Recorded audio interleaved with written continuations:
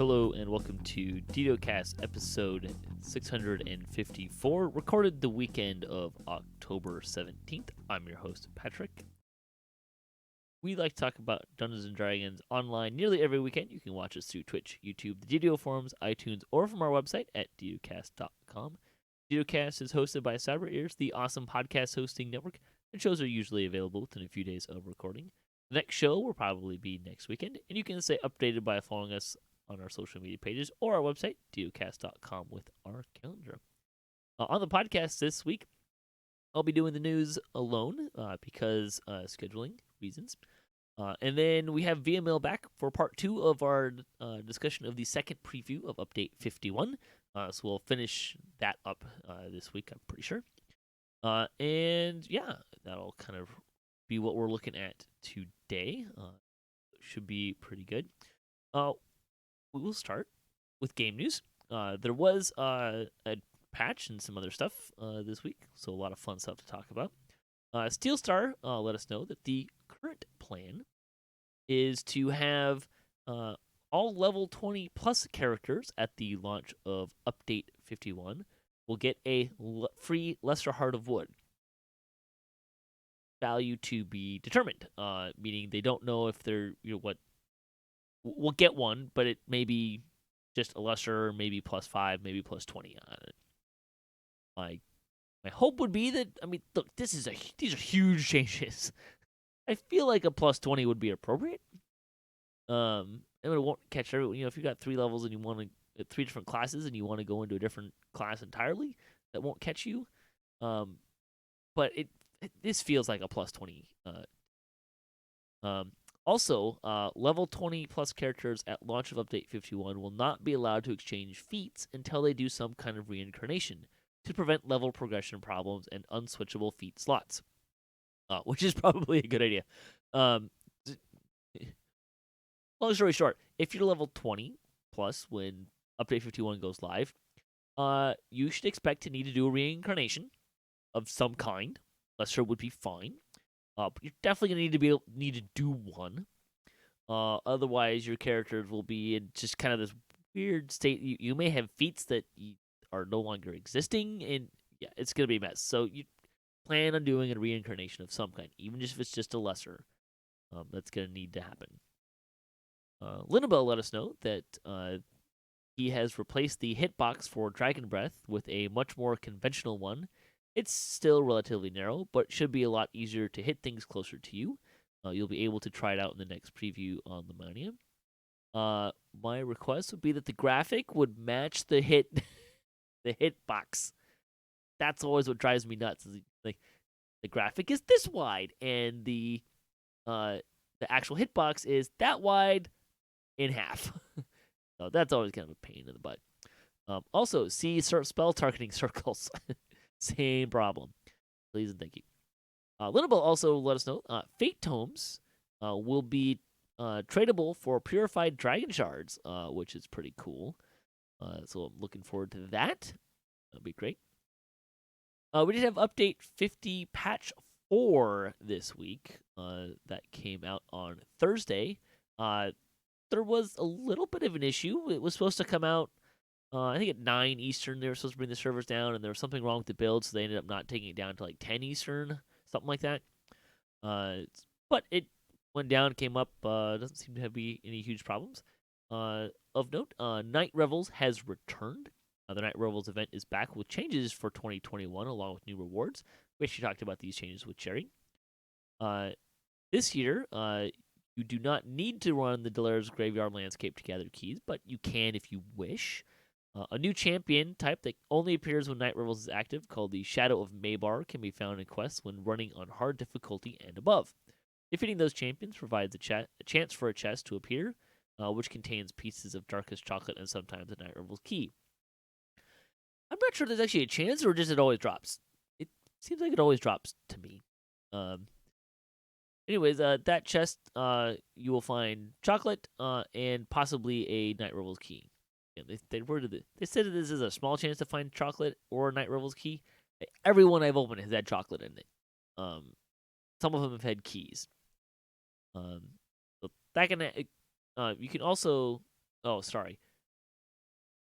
The chest that appears will have a piece of chocolate and sometimes Night Revel's key. Additionally, there is a small chance to find darkest chocolate and Night Revel keys in any chest inside of a quest while the event is active.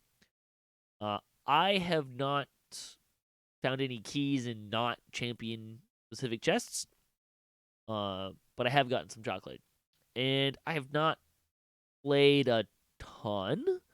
But I did do a full run through Ravenloft and some other stuff. I guess I did a fair bit. Did some chains and Evening Star, and I'm up to I think 17 or so keys from questing. So it seems like a decent rate. Or if I'm not doing it, I don't have to worry. Unless I really want a bunch of keys, I don't have to worry too much about running it. So it feels pretty good. Entering is the same. There are Elixir of Spooky Luck provides a 10% chance to find, or an extra 10% chance to find Night Revel's ingredients in chests for 1 hour. It began with the patch on October 14th. It runs through November 2nd. This year's new rewards include new cosmetic items, a new color of Reaper's plate mail. It's yellow. Color. Plate mail, cloak, and helm. There's also a +2 festive bonus to Constitution augment. Yay. Side note. We just have all the festive stat augments and all of these. Why do we have some for one and not for the other? Make them all for all of them. Be fine with me. Note that ingredients from the previous Revels events have now spoiled, and Night Revels candy rewards are no longer available, although they hope to bring them back in a future Night Revels. See previous conversations about balance issues. Question mark on what the balance issues are, but I think they must be like concerned that they do them in heroics. There was some hope that they would be able to change the candies and rework them. They didn't get to it. Is why we didn't get a new candy. So they do plan to bring the candies back. They just need to balance change them and stuff like that. Other release notes. Let's see. I think we went through a lot of these already. Some highlights. Sovereign Lightning Strike now works consistently. Some people were excited about that. Random and Cannons crafted loot now have their corrected W score. Let's see. Variety of weapons have had their correct material typing and durability window. Epic Flame Ward can now be restored at the Legacy Altar of Epic Rituals. Several additional options for the Gem of Many Facets have been added. Those would be the missing ones that people tried a lot to get. Let's see. Threads of Fate have had their visuals updated. Woo! I'll be honest, I don't know if I noticed. Let's see. Tripping with Magma now applies on range attacks and harmful spellcasts. New copies of Precision Lenses from White Plume Mountain now have the corrected version of Manslayer. You do have to get new versions, unfortunately. It's a different... It's not a scalable effect. It's just a different effect, which is why you have to get the new one. Here's the one that was really popular. 2 Nightmare mounts are now available. 1 Nightmare mount can be purchased in the DDO store, while a second mount can be found in the ultra rare items table of gold daily dice. Various mounts are also now available in DDO store. So, a couple things about this. 1, the new Nightmare mount intended to be available in the rare table of gold daily dice is not currently available. Will be added in the future. Boy, howdy did they screw the pooch on this one. They are talking about what to do about that because they recognize that a lot of players spent a lot of shards to get something that was not in the table at all to begin with, which is kind of a problem, guys. Yikes. So, but they haven't announced what that's going to be. The new Nightmare, the name is Bone Devil Nightmare Mount. That caused a little bit of a stir as well because people stopped reading after Bone Devil and said, hey, the Bone Devil mount is what you gave us for reward of Hardcore Season 2, and that was supposed to be the only time you could get that, and rah, rah, rah. Bone Devil Nightmare mount. It's a different mount. Now, it's the same base skin with the Bone Devil stuff plus flames. So, super different, but it's got flames. So, the Nightmare mount is 2,495 points. The other, what I'll call plain horses, are 1,995. The other one, the quote plain color horses. Some of them are the same as you get from Keep on the Borderlands. I mean, unless you're like super completionist about it and you got a lot of points to spend, I don't know why you would buy the plain horses. You can go get horses for free in a couple different places, and just don't. They're super plain. They don't have anything else going on. So, I don't know that you would want any of those necessarily, but if you're new and you want to get them out, just get the Bone Devil mount. It's cooler looking. It's as overpriced as they probably are. A lot of people thought 2,500 points is overpriced. That's probably true. 2,000 points, woof. For the plain horses, the Bone Devil. I think the Bone Devil one is the Nightmare mount is clearly 500 points cooler than the other horses. So there's definitely that. But yeah, so that was a thing. There's also it. Yeah, so that was definitely a thing there. Other stuff. Let's see. They fixed an issue with Asharon Welcome that could cause a lag delay to occur. I mean, that's good because that got really laggy and that was painful. I also know a few people that died of that in hardcore, so that's probably good. We'll see how well it's gonna do. Dragonborn can now properly use the Druid Cold Press spell. Kind of a funny one. Let's see. Pressing loot all in a chest will now also loot bound but unpassable ingredients such as Threads of Fate and Raid Runes without requiring you loot them on their own individually. That's a fantastic change. That made Raid Night much more enjoyable, and it didn't even... Great. Loved it. Also, items in your inventory are no longer affected by random durability loss from the combat flow. Woohoo! More stuff about Night Revels. The Jawbreaker cosmetic tower shield mistakenly lists a non-existent recipe for a Jack Orb cosmetic. Jack Orb cosmetic. Mousing over the entry will show the correct tooltip, and players who complete the recipe will receive the cosmetic shield. There was a cosmetic orb plan that looked like a jack-o'-lantern that had to be cut for scheduling reasons. They're hoping to bring it back in the future. Candies. All right, here we go. So this is from Steel Star. Long story short, the existing copies were set to expire like most other Night Revel items this year.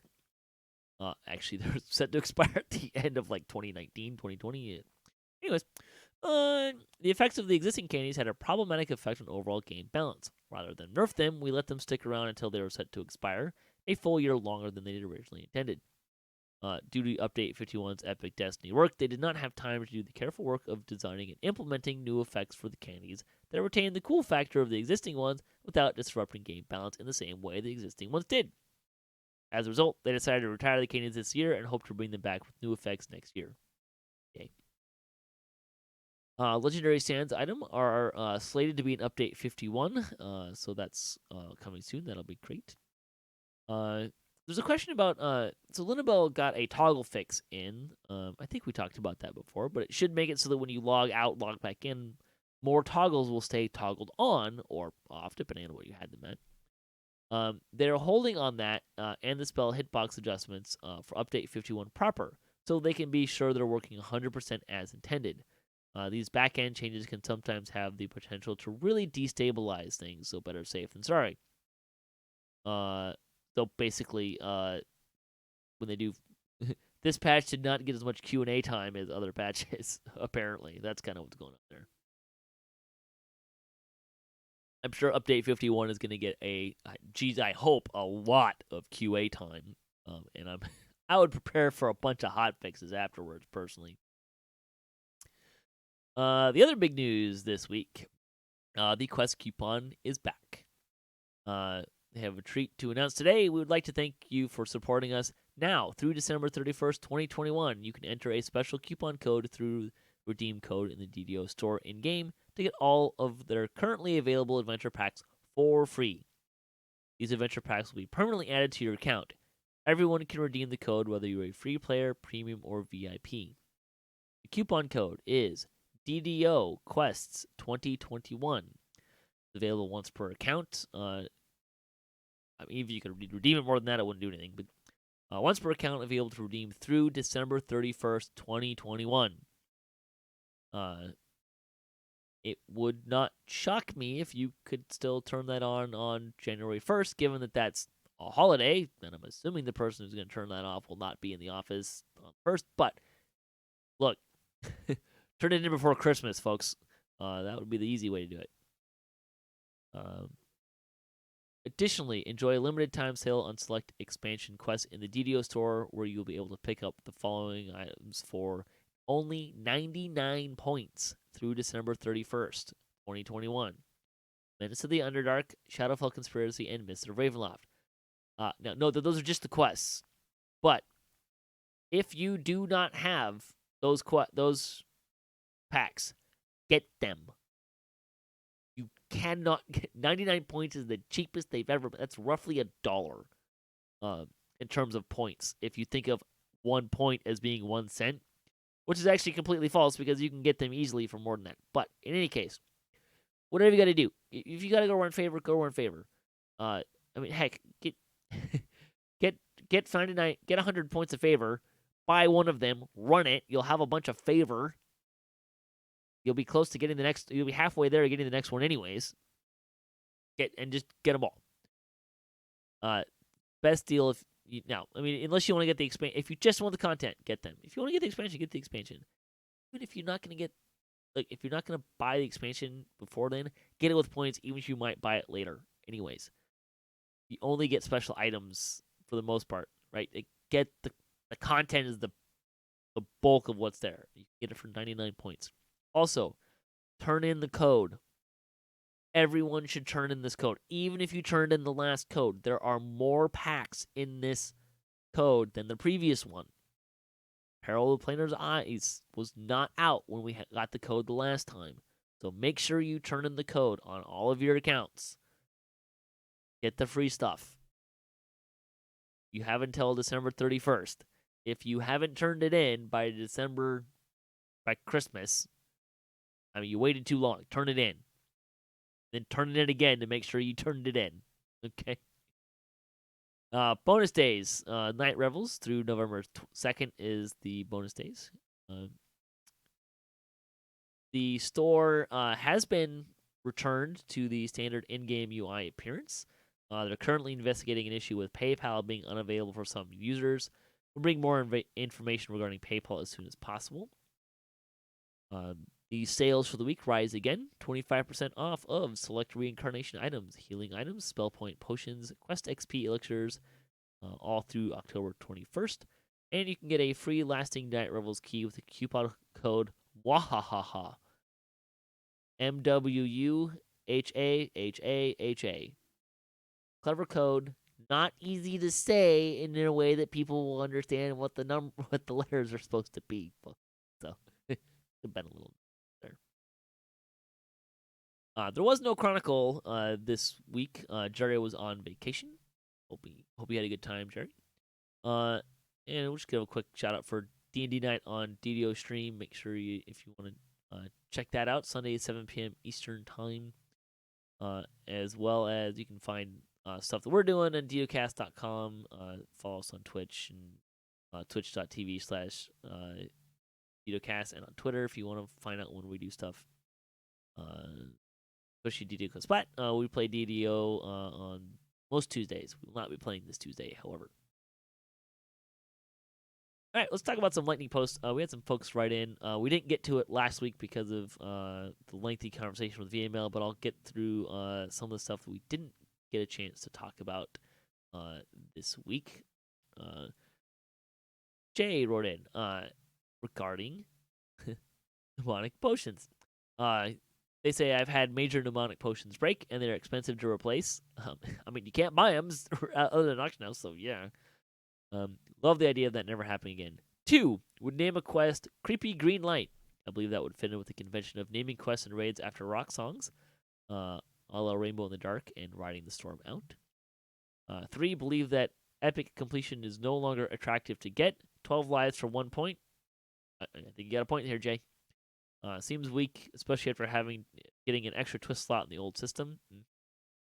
I understand that it's daunting for new players to have to put all that work in, but it's a slap in the face to those who have put the work in.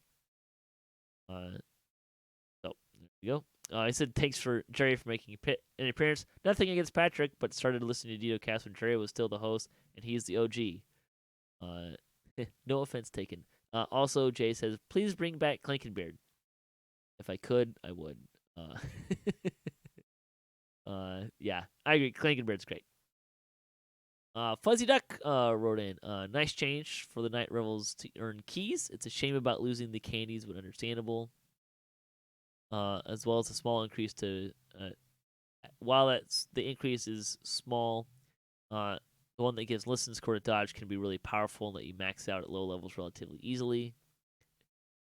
Getting rid of item destruction will be nice. Yeah, it's often just ammo or few spell components when it's the harder to find things like alchemical intimidation, radiant shield, restoration, death ward potions, or dimension door and power word kill scrolls. It's really aggravating. It says the more that he's looking at it, the more they're liking Shadow Dancer. Fan of hybrid builds as well as the arcane trickster from pen and paper. So it looks like a lot of fun, and the whole insta-death if they miss an attack on the epic moment should be a laugh. Grab a load of aggro, then hit the moment, plus uncanny dodge or illusionist mega displacement, and watch a horde of mobs just die with no save. It can be a good combination. As for who builds a caster with sneak attack dice to add them to casting dice, there's sneak attack dice in the tree already, and it'll probably mean we'll see more Wraithform Pale Masters too. Sure. Maybe. Vino wrote in, guess what concerns? My concern is that the current live play, it will be stronger and better at being able to play it in high content after the proposed change, which I believe the format is valid in how they want to reorganize future content, balance, and level increase. But the fact that they're taking away 3 valid forms of stealthy killing in the Shadow Dancer tree and not replacing it with even close to meaningful change in this tree. Meld is what rogues use to stay alive. They aren't heavily armor shield melees that can stand there and take some hits. Other classes might have used it, and maybe that makes it OP or boring. But for stealthy robe wearers, it was a major part of robe wearing defense that can't wear heavy armor. So yeah, I went on to say that maybe they should tie meld into armor type to balance it. So 50, up to 50% if you're wearing cloth, 30 if you're wearing light. 20. That's kind of what they're talking about there. I like the idea, tying it in with armor. That would be kind of cool. Give it a little bit more benefit to folks who aren't wearing as high armor. I'm not sure I agree that it's what rogues were using to stay alive. I certainly use it as kind of like a get out of jail free card. But I understand what the devs are trying to do in the sense that you shouldn't just be able to, like, any build shouldn't just be able to hit meld, run in, and kill a bunch of stuff. Like, that's not great tactics.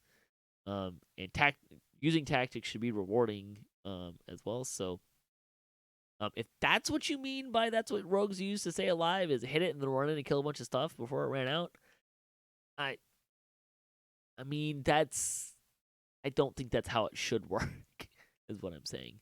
But yeah, losing meld is gonna be a big change for a lot of folks. Vino continues. Spent years trying to make rogue build viable, and a big part of that was Shadow Dancer tree. With this proposed change, they removed key tactics in the tree. Yeah. I will say though, tactics are just gonna have to change. Like, rogue builds are not the only build that tactics are gonna have to change with. But yeah, not having executioners strike and shot, yeah, I agree. I'm really sad that is not not there in some form. I don't understand why having something there that's an instant kill thing, like, okay, 35% no save, fine, take that away, but give me something that's based on assassinate. I'm fine with that. It even affect less stuff, like not like assassinate does. Um, so yeah, yes, I agree. Vino says they've tried it on Lamania, and now other trees make sense to be in, not Shadow Dancer, which is ridiculous. Um, yeah, I agree. I'm not as down on Shadow Dancer as I used to be when I first read it, but I don't know that you're gonna see me running in Shadow Dancer a lot as my rogue. We'll have to see. I need to play with it, obviously, more consistently, see where everything lands and stuff. But yeah, I hear you, Vino. I don't disagree with a lot of what you're saying. Hopefully it'll end up in a good place and we'll figure it out.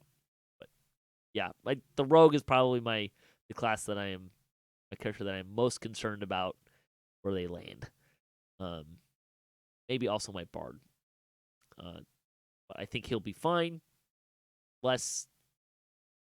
I mean, my bard has been going less hybridy and more healer for a while, so I'm not seeing a huge change in there. But losing the probably going to be losing the unyielding sentinel hit points, which is going to hurt. So, all right, that's going to close up the news portion of the show. Thanks for listening to DDOCast, and thanks to Viamel for joining me for a lengthy talk about update 51 preview 2. Hope you enjoy that conversation. Thanks to all the folks contributing to DDOCast. And thanks to the Wizards of the Coast, Standing Stone Games, and Cyber Ears for hosting the podcast. If you'd like to support the show, you can visit our website at DDOcast.com, or you can support us on Patreon. If you have a DDO-themed webpage or you Twitch DDO and you'd like to be featured on our website, you can email us at DDOcast@gmail.com. You can also hit us up at DDOcast.com for show notes, MP3s, our calendar, previous shows, and other fun stuff, including various adventures in DDO, D&D Tabletop, and even some other games. If you have a comment on this episode, a question you'd like to hear us answer, a topic you'd like to hear us discuss, or you just want to say hi, leave a comment or email us at DDOcast@gmail.com. You can also find us on social media and follow us for latest cast updates at DDOcast on Twitter, and that's the best place. So stick around and for part 2 of our Update 51 Preview 2 discussion.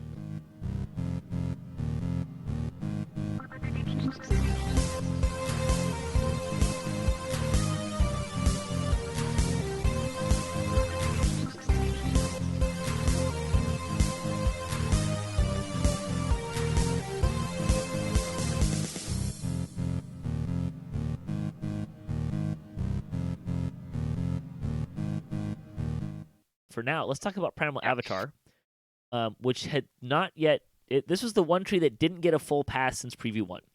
So outside of a few bug fixes, largely unchanged.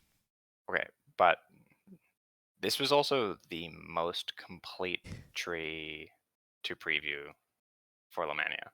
Also, maybe the most complex. It's by far the most complex, and I really encourage people to play with all of the aspects of it. Don't select the fire option and then decide that doesn't work for you, and then write off the whole tree. The different elements play really differently. The way that you're meant to play them is really different, and that's super cool. We were looking at the thorn, like the poison acid Right. archetypes. So like Primal Avatar is split into 3 archetypes. There's like Storm, which is like cold and lightning, Heart, which is like healing and fire, and Thorn, which is poison and acid. Like these were sort of roughly categorized in this way. The Thorn one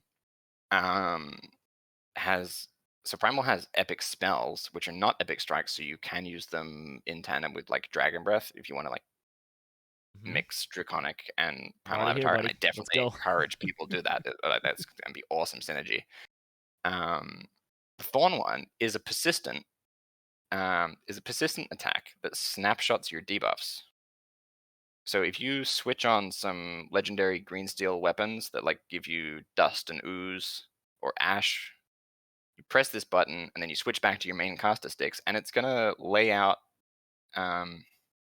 attacks for the next 12 seconds that apply that debuff, which is really cool. And and the damage on it is okay. It's a little bit lower than the other ones, but the other ones are a bit more instant effect, right? So you get this really cool, different interaction where this plays really differently and is sort of for a really different thing than the storm one, and then the fire one is then again different. The fire one's a little bit overpowered. I hope that it gets tuned down a little bit because it's healing for a huge amount and also doing a huge amount of fire damage. And that's probably a problem. Probably. I think I'm sort of the opinion that if you're doing two things, you shouldn't be doing them as well as someone who's doing one thing. And this epic spell is not of that opinion and thinks if you're going to do heaps of damage, you should also do heaps of healing. Mm-hmm. Which from a game design perspective scares me because I like classes having roles. I like the healer archetype feeling necessary. You'll probably remember before Reaper existed, it wasn't real like in the days leading up to Reaper, like the sort of years leading up to Reaper coming out, it wasn't necessary to have a healer anymore, and you could just like everyone had Cocoon and played whatever they wanted. But then like party composition wasn't interesting. I mean, I remember back in Tower of Despair endgame days of, can I actually heal this by myself on an artificer? Are we? Yeah. We're going for it. All right, let's do this. Yeah. Yeah. Still one of the So fantastic fun time, but and yes, I could.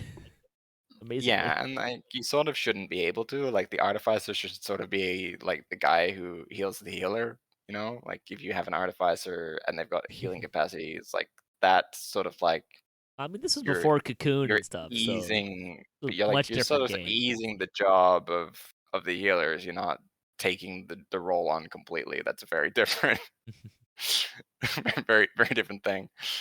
Yeah. Yeah. Yeah, this is. I think Primal Avatar is going to be. I'm not sure that I'm sold on this as my primary tree.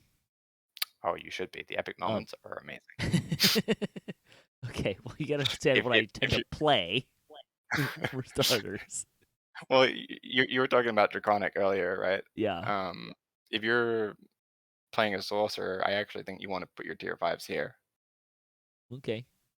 Entertain that. And go like tier 4 Draconic because the abilities here are awesome and they're really fun. Yeah. I don't know that I have enough points to do that, but see previous it's a little sticky. comments. Please give us more points, devs. We want more points because I don't need you more designed points. You I just designed need a it to cool be cheaper. thing. Just need to be cheaper. Either or. Like the interaction needs to be that I can spend more points in the tree. Like, that I can get more of the cool stuff in the tree. Yeah, I agree. Because they designed a really cool stuff, and I want to play with it. Anyway, but this also this tree more than any other trees to me feels like a really fun splashy tree. Yes. I'm going to be a healer and I'm going to focus on Exalted Angel and splash into this. I'm going to really heavy Draconic and splash into this, or vice versa. It feels like it has a lot of that really nice play to it. Yeah. And it breathes a bit of life into the favorite souls that want to cast their damage spells and want to heal. Mm-hmm. Which Exalted Angel does as well, but we haven't been able to playtest it because it's notes only. But from the math that we've done to check the spell scaling, Exalted Angel will be good fun. Then you can sort of play in both, and I think like favorite souls are going to have a really good time this update. Yeah. All right, we're going to talk about Shadow Dancer. Yeah. This will be fun because this is the one that I'm the least high on, we'll say. Okay. And someone actually asked one of the lightning posts we hit when someone wrote in, like, I'm curious who was high on Shadow. This was I don't remember the name. Viamel. I'm curious who was high in Shadow Dancer. I've heard all negative responses from stealthy players that play in this tree on live. Uh, so Okay. this should be fun. We'll Okay. cover some of the, there's not a whole lot of changes here. But tier 1 Well of Darkness now adds 10% force absorption. Kind of fun. This is a nerf. Well of Darkness had, I think, Spell Pen in it last preview. Oh, really? Yeah. I don't think it's necessarily a bad nerf, but it is a nerf from the preview 1. Okay. And then Shadow Weaponry now adds double shot. I don't think it did that before.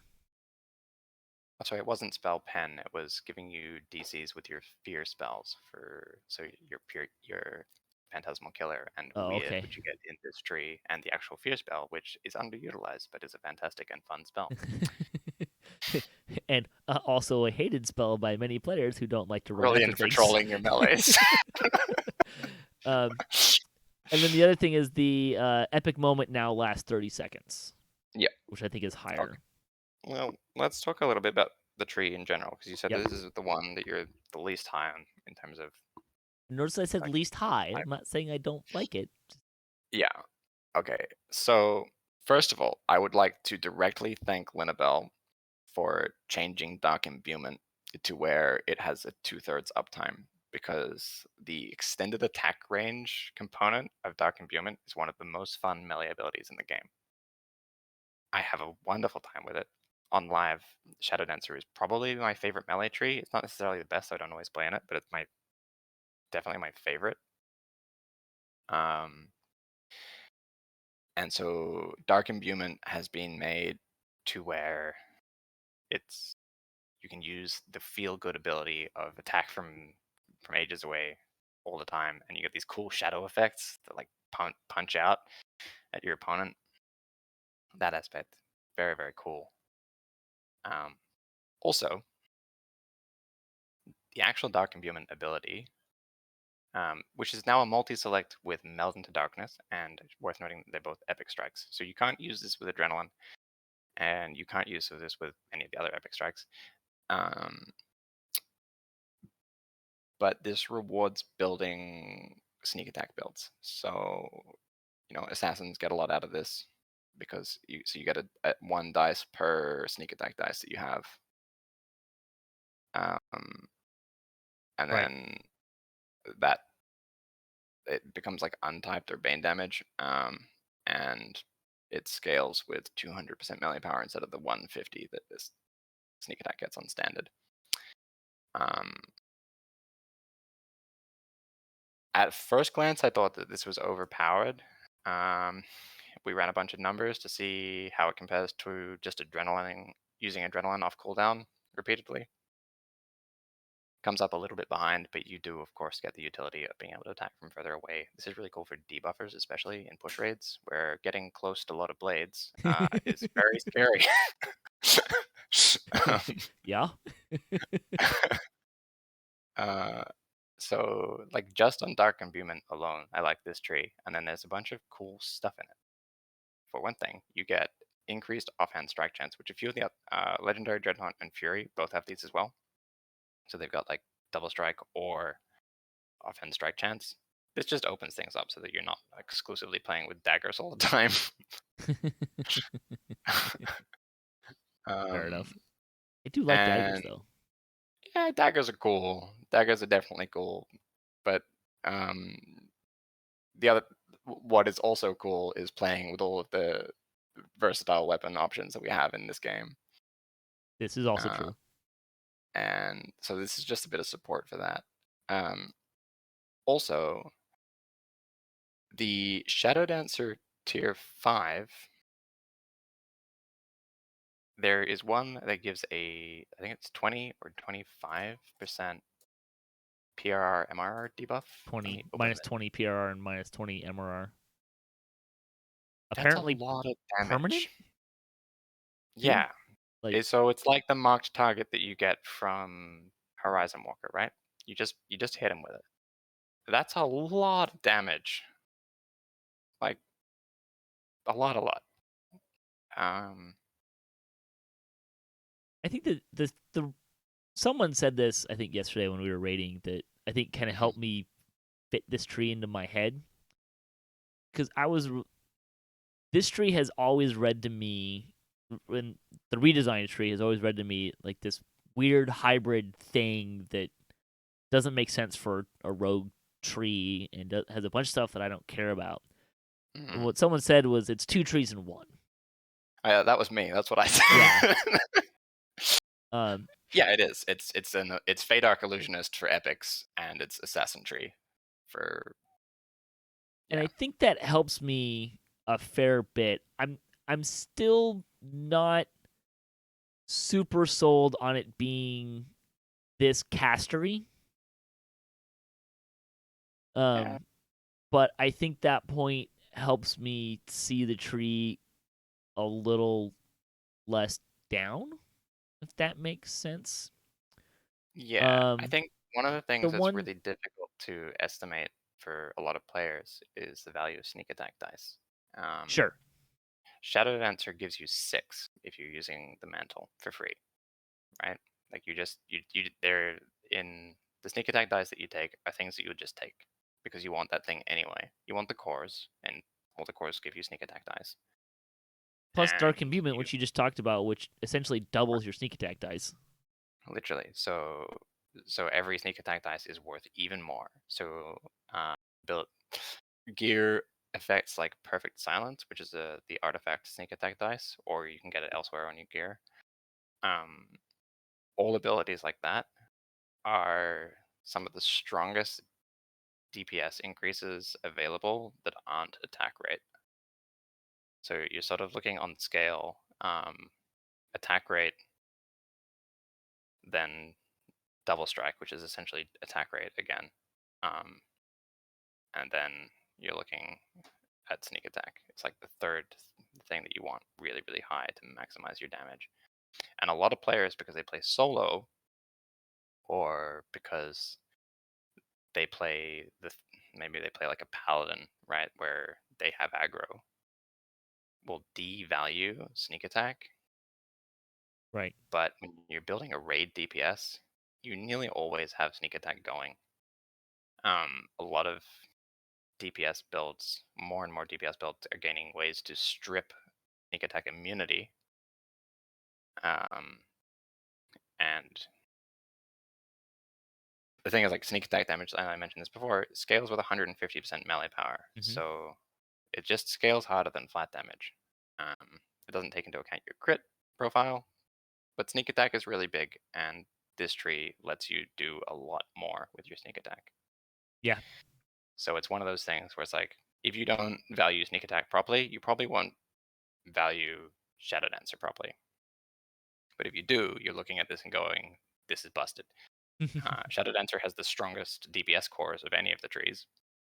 Um, and if you're playing a melee DPS, putting at least 11 points into Shadow Dancer is a good move.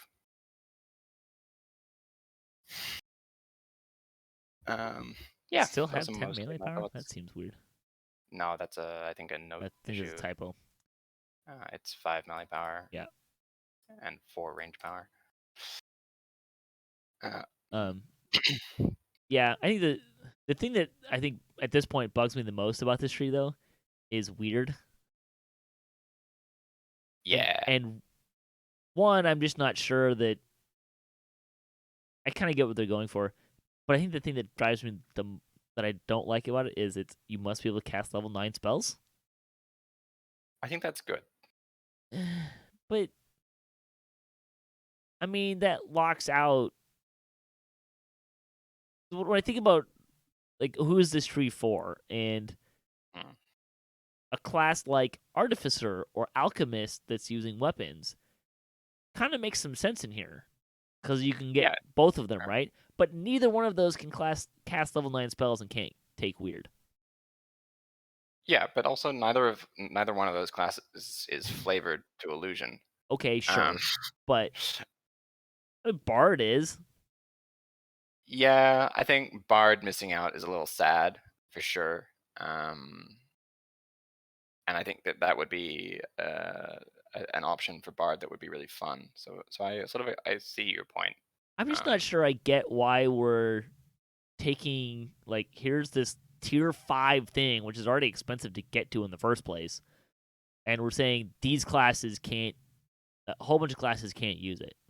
I mean, at well, least the thing there's is, an alternate to it, but yeah. So the thing is that what it does is very cool. Is because what it does is it makes it a spell. It's not an ability. It's not a spell-like ability. It's a spell. So you get to apply all of your spell related things to it. So if you're a proper caster, you get to scale the DC up on your own, which means that you're rewarded for building to DCs. You don't just have right. an auto insta kill AoE button, which is essentially how Mass Frog is used in the current game. Um, so you have to build around illusion. Also, it's Phantasmal Killer in an area of effect. Phantasmal Killer is annoying to use because it has 2 saves on it. That's just good balance in a way because it's now you have an AoE ability. Um, but you have to spec for it. It also means that you're rewarded for like spell cooldown reductions. Like maybe you want to sacrifice the required filigrees to get Dragon Soul because you want to have more. You want to use weird more. Maybe you Right. use the Alacrity Epic Past Life because you want to use weird more. Um, so it rewards that in a way where if it was a spell like ability or just like an epic ability, it doesn't get to do that. So I agree that it should like definitely be in the Bard spellbook because it feels on flavor for Bard. Even I don't know if they get it in the D&D game. The other thing is that this is actually a pen and paper spell that's been finally transferred over. Hmm. But I like it being a spell, but I disagree. Sorry, I do agree with your complaints about it, even though I like it Right. being a spell. The other thing that I kind of wish there was more of in this tree was more assassinate based things. Um, Not Yeah, necessarily a lot, but I just think it would be kind of fun to have. Like, I like that the debuff that's in here is based off your assassinate DC.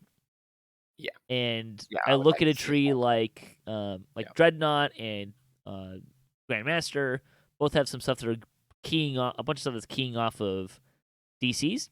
I think I would mhm, like to see more of that for assassinate DCs in this yeah, tree. I think that would be fun and kind of you've said this a couple times, like toward building, like rewarding building towards certain types of gameplay. I think that would be interesting. yeah. I think I agree. I think like one of the things that's really cool for flavor with these trees is like if you look at Divine Crusader, a lot of the abilities are based around Smite Evil. If you look at Fury of the Wild, a lot of the abilities are based around Hmm. rage charges. A lot of the abilities in Dreadnought are based around action boosts. So you've got this sort of like they had this builder spender system in Preview Zero the players didn't like. What they've done is that they've subtly put it into the, this preview, but now it's on flavor, it's on theme, and it's something that you already know. Um, and I Yeah. feel like they had the opportunity to do something like that with Shadow Dancer, and building it around Assassinate would be one way. And like Divine Crusader is built around Sunder DCs, where Mhm. Grandmaster is built around stunning DCs. There's no reason that the assassin tree shouldn't be built around Assassinate. assassinate. Yeah. Yeah. Yeah.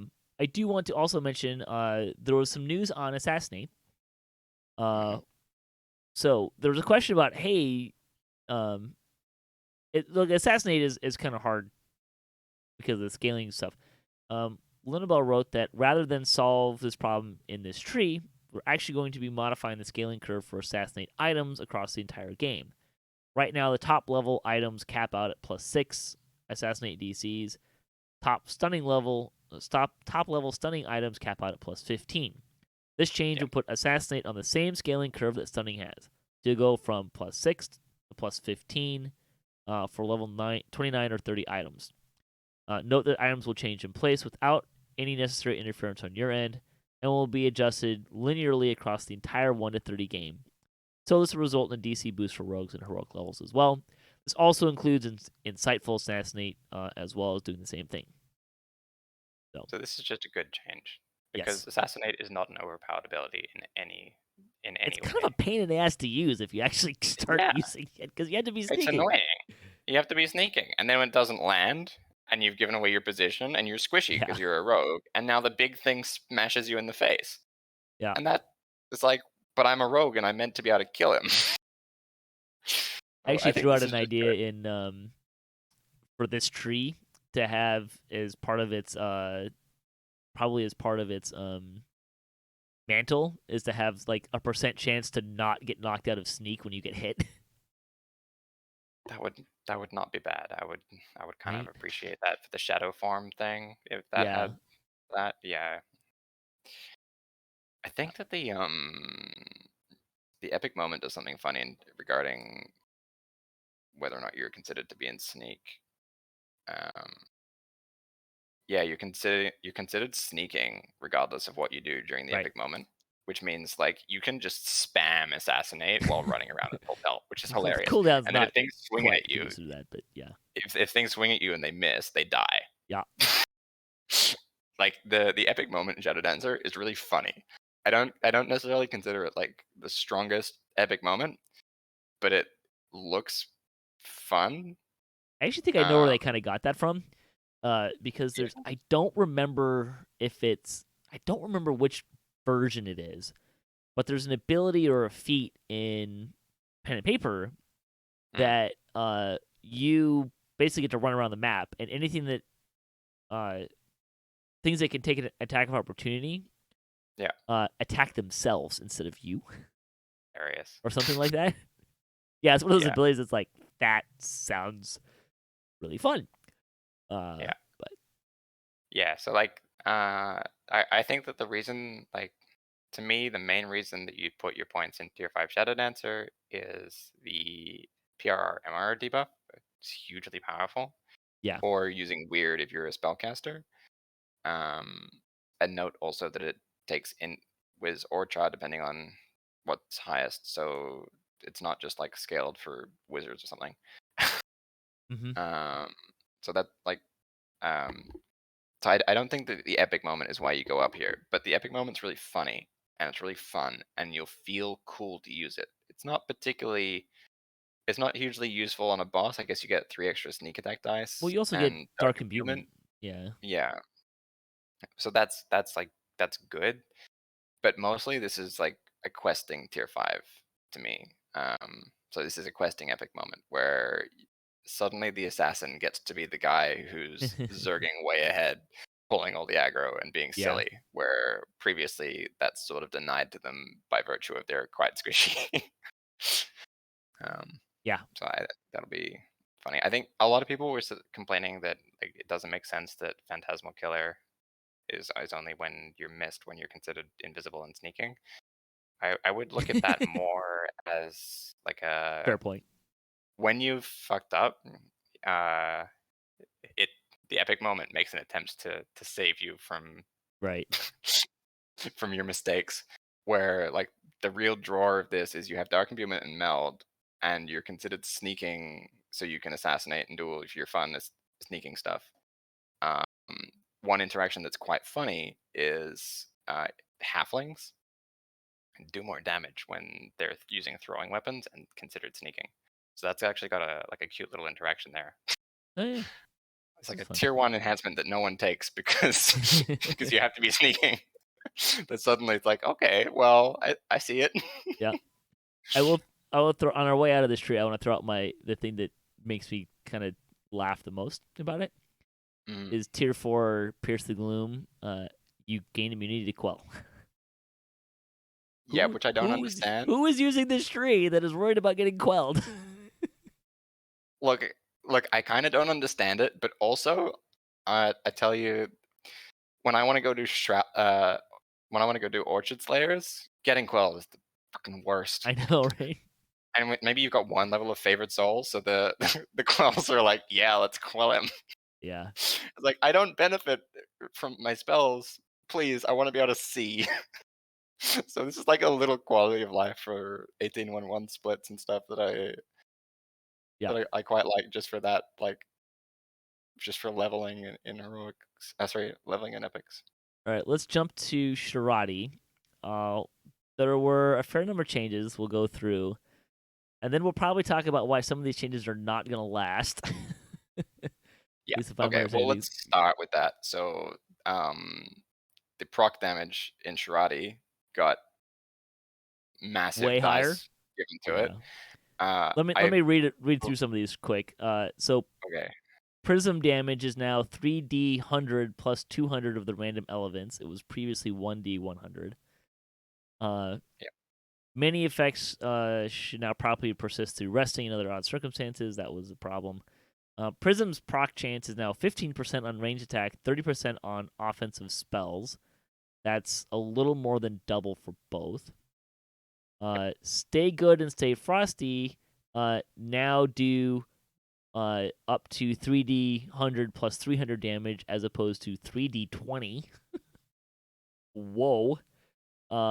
Their proc damage is their chance to proc damage is now also 15 and 30. Yeah. To give Um, people a sense of scale of that, so Gran, who I was testing the Epic Destiny stuff with, had this effect on his not very well kitted out Ice Sorcerer, and Stay Frosty was hitting for 10k. Ouch. Just Stay Frosty. Yeah.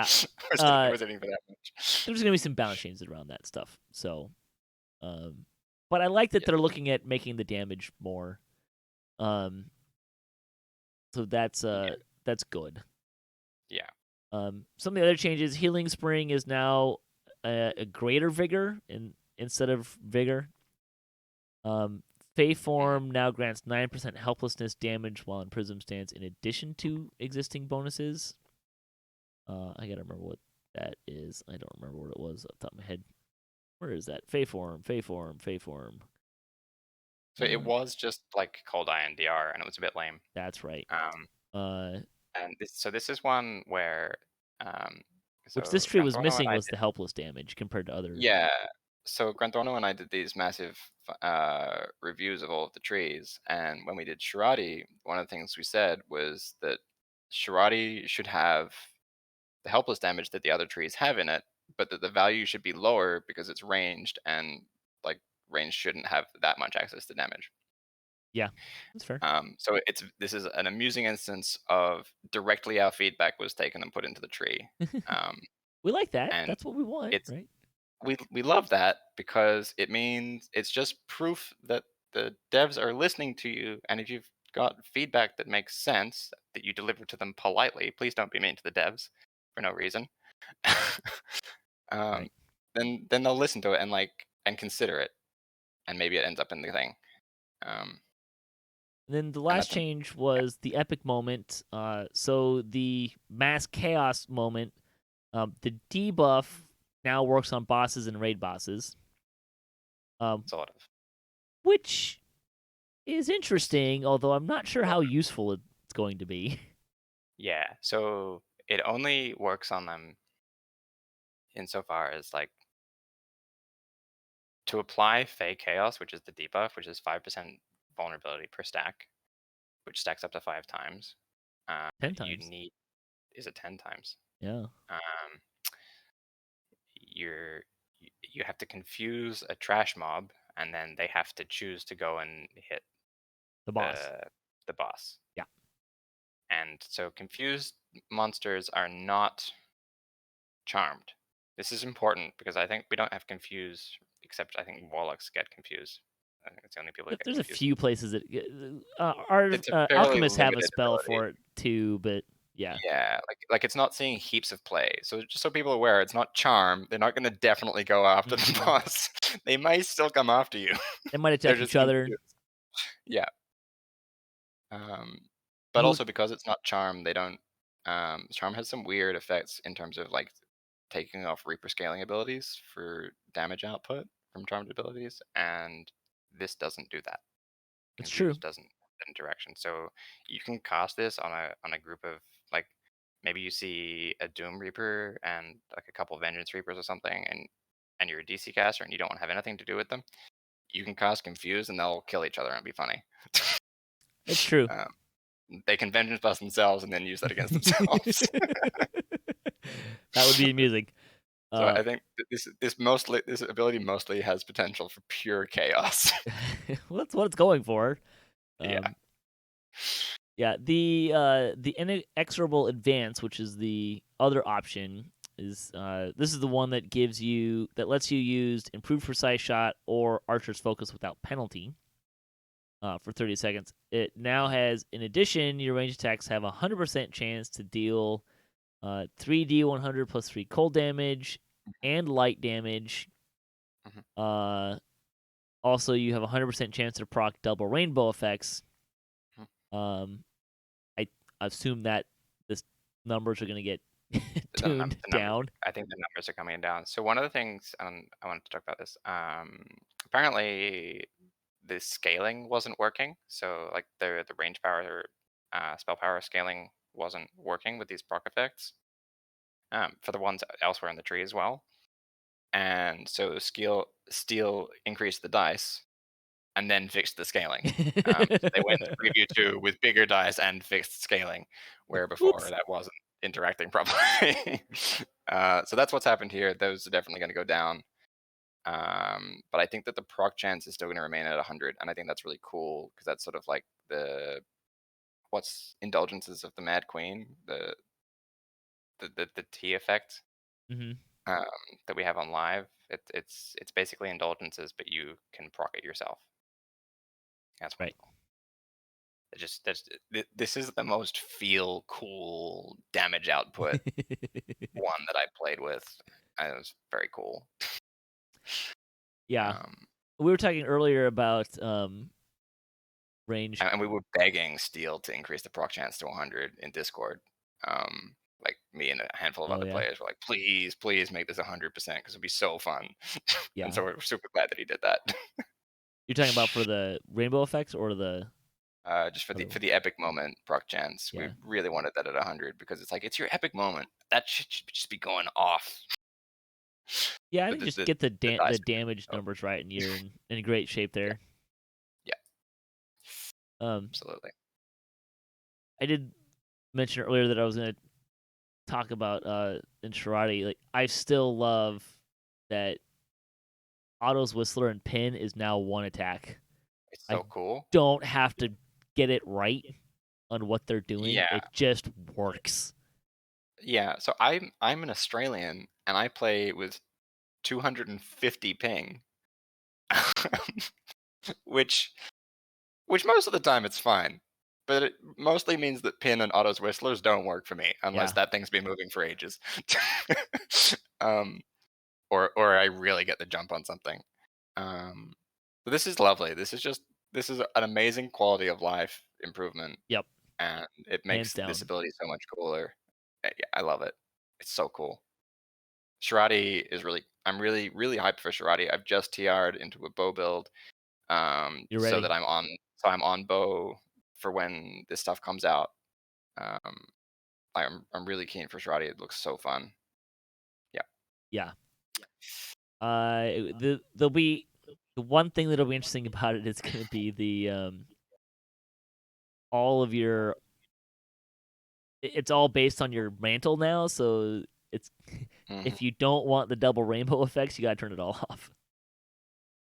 Which the other thing is that like nuker casters might splash Shirati. It depends on where the proc damage lands, but some like nuking casters might splash Shirati just to have the mantle from Shirati, and then mostly use Draconic or Primal. Yeah. I think we'll see that kind of interaction. And we definitely did in preview too, but again, that's because the numbers are too high. Anything else you want to say big picture with Shirati? No, it's cool, and it should basically play the same as live, but better. Yeah. Like it should be smoother and more enjoyable than live. So cool. All right, that brings us to Unyielding Sentinel. Hell yes. So some changes here. The cores are now 35 hit points, up from 20. Great. Yep. Mantle of Unyielding Sentinel changed to a single 2 action point buy. We'd love to see it. So good. Um, are all Sorry, I the was trying. are all the mantles 2 action points? More or less. I think there's I maybe some feel exceptions, like but they mostly need to make that uniform. that should be standard. Yeah, Yeah. and I almost kind of feel like it should be 1 and not 2 across the board because it's kind of the defining feature of the thing. Yeah, Um, I agree. Celestial Mandate defense now lasts 15 seconds, up from 8. Yeah, so this was an active attack that was giving you PRR and MRR that players were having issues with. If they missed or a monster moved, it was really hard for them to keep the stacks up, and this change basically just makes it more Oh, usable and sure. more fun. Yeah, This is good. I see that. It now cleaves, but its cooldown has been increased to 6 seconds from 4.5.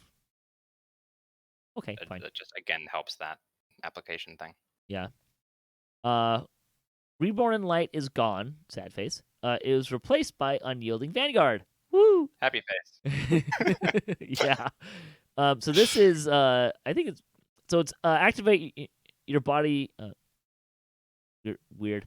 Your body becomes a fortified fortress. Completely heal yourself. Awesome.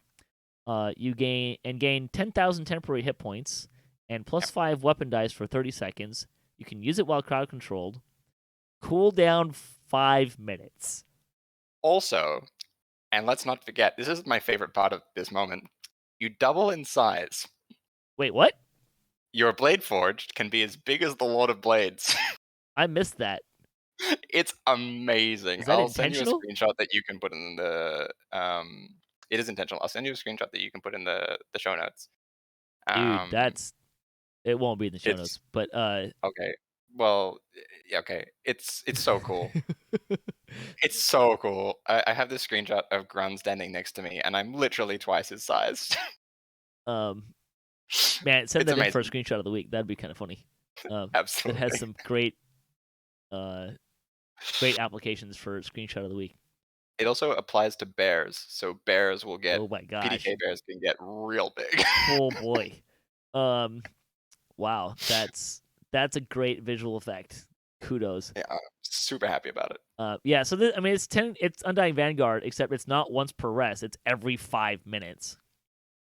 Um I don't Honestly, I think care this is about the balanced because we +5 don't have weapon meld dice, anymore. but yeah, We don't have meld anymore for tanks, and that was a solid oh shit button, or I know I'm gonna start getting getting whacked. whacked for a lot.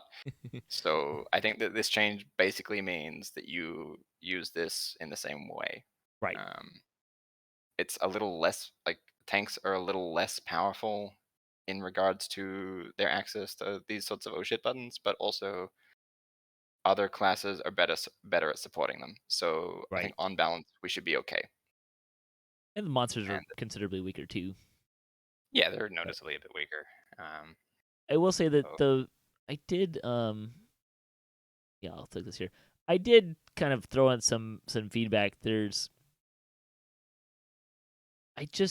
some of the stuff in here that I'm just not I'm not high on Into the Fray of like having to be out of combat and getting back I into don't. combat. Yeah, I don't like that. It's And a thing. there's also like the best defense for tier 4 blocking a melee attack now gets you +4 to damage. Um I mean I that's understand this, but and it's a sort +4 of to it's damage is meaningless to a tank. yeah. So I understand this for Vanguard. This could be interesting. The problem is that the ratio of how much damage you reduce when you're shield blocking compared to needing to shield block or hold hate. Because the only time you're attacking on a tank is because you're like doing hard or R1 Right. tanking and you're trying to hold aggro desperately from all the DPS who are murdering the boss faster than you can imagine. So, like otherwise Intim sort of suffices and you just shield block. And ideally you want to be shield blocking on a tank as much as Yeah. you can get away with. Um, I think that this has the capacity to be really cool where we start seeing like special attacks where shield blocking where you need to shield block that special attack that's otherwise going to kill you even on like a lower difficulty. but it's like it's easy to see that coming, so it's nicely telegraphed. And then otherwise, you're mostly just smashing the boss for DPS. So I can see it getting cool there, but right now it's not interesting, and I don't Yeah. like it. I kind of wanted. I don't remember what I put in there, but it's like it needs to do something like to help me either stay alive or hold aggro. And Yeah. +4 damage is not going to do either of those things. It Like, is worth mentioning that your melee power on a tank is higher with update 51 than it is on live. that's true. But still, Um, like yeah. the 4 damage probably not going to do a whole lot. Like I'd rather see some threat or something. Yeah, I mean my paladin tank in a hard raid is like critting for 2k if I'm really really lucky and all the debuffs are rolling. Yeah. That's not enough. No. All of the DPS are doing like 10k before they crit. So I would like them to support that active gameplay though, right? Where it's yeah, block, swing, block, swing, block, swing. Like I would it like is that cool. as gameplay, but Yes, damage is not gonna do it. yes. So I think yeah, like damage is not the encouragement I need. Right. Um, you're absolutely right. I think we can move on from that one. Spark of Life is cool. You get 25 more HP. It used to suck. It was just death block. Now you get HP. Yeah. Now we like There's a it. lot of they added hit points into a lot of these, I think. Yeah, yeah. The core's got a bit more. I think they got like 15 more. Yeah. They did, and I think um yeah, the Sparkle Life got that. Um Into the Fray now resets after 3 seconds of no combat. I just not sure how you're gonna play that. Well, so this one's interesting because I don't know if it's working as intended, but my playtesting with Into the Fray was if your AC is working, that That being did it. missed counts as out of combat. Okay, Um, if that's true, I mean, one, that doesn't seem like what it should be, but two, now no, it I'm doesn't. interested. Right. I think that I think the intended change here is that it's short enough because before it was quite long. You needed to be like 10 seconds out of combat, and that's longer than it takes you to run between packs Right. in a quest. And so now it's like, okay, I've run into this group, I've intimidated everything, everything's whacked me. I have that bit of extra defense for those moments that I need it, and then we're running to the next group, and I get that back. I mean, but Uh, anything that 5 second buff matters for, I probably don't need the 5 second buff for anyways. I think it's more that like it's for those cases where everything's hitting you, or like when you're tanking something that hits really really hard, like every little increase to damage before all your damage decreasing debuffs land is really important. So I think it has a little place. I would definitely take it on a push raid tank, and it's cool for Reaper tanks, but it's like a little bit kooky in how it applies. Yeah, I'm just not with how tight my points are. I'm just not seeing myself. Yeah. Maybe Can we I don't talk know. about the coolest ability in this tree? Yes. Uh, Captain America, the Captain America cosplay. Yes. It makes me incredibly happy, and we've wanted it forever. Single target Intim, Uh huh. or if you're questing a lot, ranged dire charge. It's great. I love it, and Yeah. the animation for it is fantastic. Just goes to show you that And- if you give us a cool anime, like the ability doesn't have to be that amazing, but if it's great, a great animation makes us happy. oh yeah, like my main feedback for Action Hero from Dreadnought has been like, make it look cool. It doesn't need to be any stronger. Make it look cool. Right. Yep. Um, which apparently is happening, and it's going to look cool. Fingers crossed. Yeah. All right. So that's Yeah. the old trees, and we're still going because we talk too much. Yeah. We do. All right. You ready for this? You ready to talk about Fate Singer? No, I'm not. Okay, Fate Singer is one that I didn't get a proper chance to look at. Sure. Uh, So we can look at it, but this is mostly first impressions as I look at the stuff in That's Fate Singer. okay. That's kind of what I got. So we're not gonna go through this line by line. It's a new Yeah. tree. We'll kind of give you some highlights. I do have a video that I went line by line with the new trees. They're on YouTube, a YouTube DDOCast page. So you can look at that if you want the line by line version.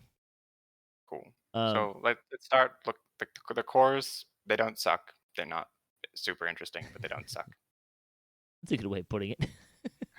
like if you're an EK, you look at these cores and I would be excited Sure. for an EK for sure.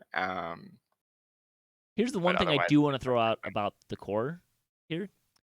hmm Is the first core gives you magical training, the feat, I which, don't think that gets you access to Fate Arc Illusionist though. damn it, really? That's dumb. I It don't should. think so because I don't think that those flag abilities work off enhancements. It should.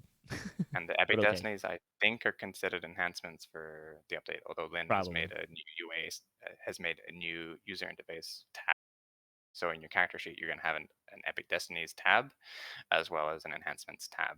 Which is But great, but yes. which is really really cool. But on preview too, they are all combining enhancements. So I don't think that it counts as a flag Well, for. never mind then. You ruined all my fun. Yeah, I'm sorry. There is some interesting stuff in here. They did end up doing a mini version of Builders and Spenders, Cool. which seemed fine.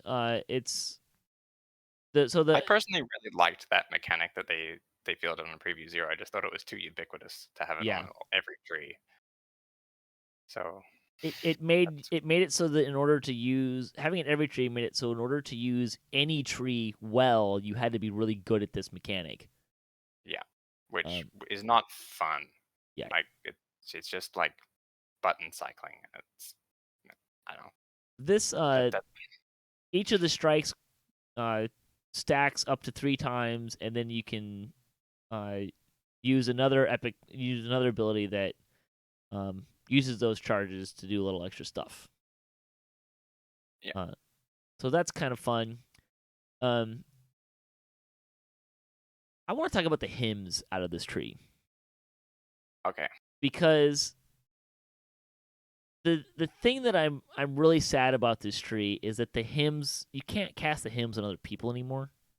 Yeah. They modify your mantle, and that was one of the really cool things about that tree was that you could It put that feels on other people. It feels a lot less bad to Right? not have them be something that you can buff other people with.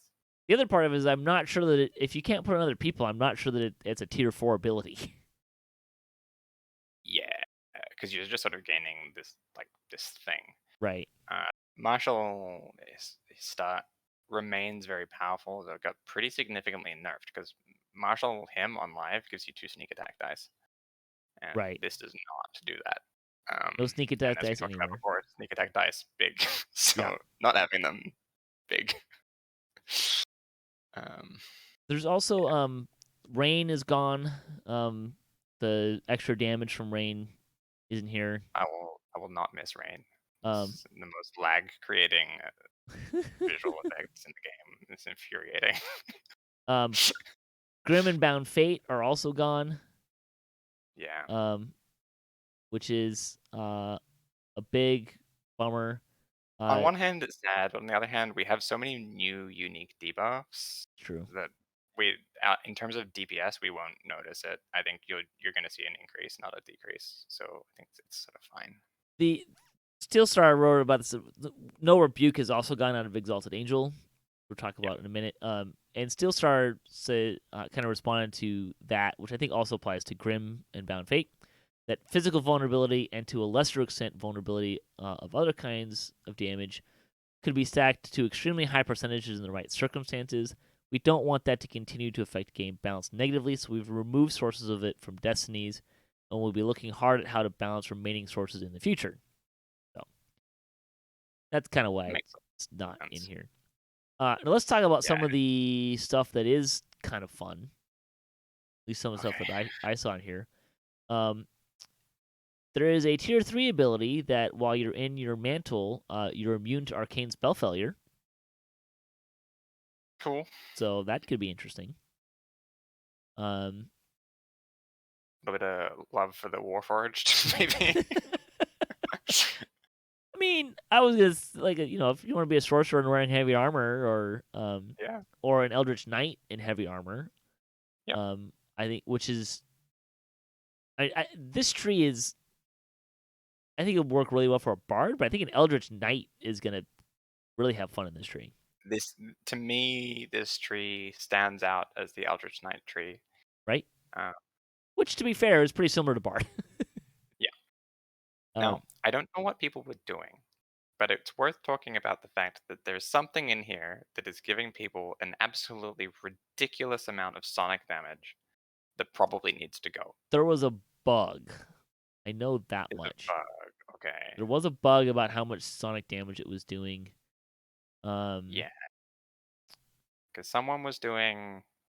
They had 18k sonic damage on a single attack, not including all of their other proc damage. And no disrespect to them, but they're not like the level of builder that. You would Um, expect that from? yeah, I'm like if someone's doing that on live currently, I'm scratching my head and trying to get in their DMs, find out how they built that. I mean, well, let's be fair. If anyone is doing 18,000 on a back end number, there's probably something wrong. Something's wrong. Yeah, that's my read of it. Is something's wrong if that's happening? Mm, I It do needs to be recall looked seeing at. that, but it's probably harmonic resonance was kind of doing a lot of that. In that, you have a chance to build up harmonic resonance, which increases vulnerability to sonic damage by 10%. It can stack up to 3 times, so that might be 30% part of more it. sonic damage is pretty big. Yeah. Yeah. I did want to mention some other things I wanted to mention out of here. Tune the Wii, which is a tier 1. Echo increases your echoes of power to grant up to 3 more spell points per tick. Really cute. I Yeah, really like that. that feels like a nice touch. There Nice little was quality of life. yeah. There's also let's talk about there's where do I go? There's meta magic in here that like you can just get with no additional spell cost. Enlarge, extend, or eschew. In tier 4. So that might have some folks really happy. I think the thing here is like, so before I talked about how we don't need all of these discounts on our enhancement on our meta magics and all that. The thing about this tree is that it's not really a caster tree. So, and like bards are not super feat heavy. So like getting an extra feat for free is like, it's just kind of a nice Yeah. little, it just helps you. And a lot of the people who are going to come up here are like EK and bards, and they don't have huge mana pools. And so this is like just a really nice, saves you a feat, helps your mana pool. Where like sorcerer, which is like the focus of Draconic, they have so much mana. Giving them mana reductions doesn't help them. Although Like, these feats probably don't need it, but it would be kind of fun to see a feat tie in here. Like, oh, if you already have enlarge and you pick enlarge out of here, it goes farther or something like that. yeah, Could something be like kind of that. fun. The there is the 19 to 20 critical hits for single weapon, dual wielding weapons, or using a weapon shield. I'm a little disappointed that a thrower weapon is not in there because that is Yeah, kind of part of Swashbuckler. yeah, Um, see that. Cut the strings is an interesting ability. So all monsters in a wide radius around you are forced to dance. DC 20 Dex, Intelligence, Charisma, plus Enchantment DCs Hmm. for 10 seconds. For those 10 seconds, if you hit any of these things at the rate of once per second, you instantly kill them. So that's kind of fun. That's cool. Yeah. That's quite fun. That's like, it's kind of on flavor for bard. It's like Hmm. a AOE coup de grace kind of deal, but it gives you the CC. Yep. I like it. That's fun. And then the epic moment, turn the tide.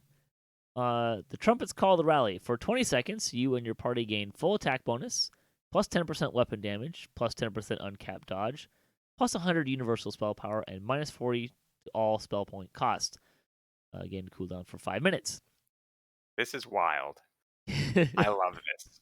So, My like, first it's question is, does kind it of. stack with Crusade? I think it probably does Probably. because Crusade is not an epic moment. Um, the uncapped dodge is wonderful. I sort of like this. To me, I see like you've wiped your raid, your Divine Crusader has done their mass res thing, and then you just smash this because everyone getting out 10% uncapped dodge is awesome. And then all of your spellcasters doing more universal spell power is awesome, and everyone doing more damage.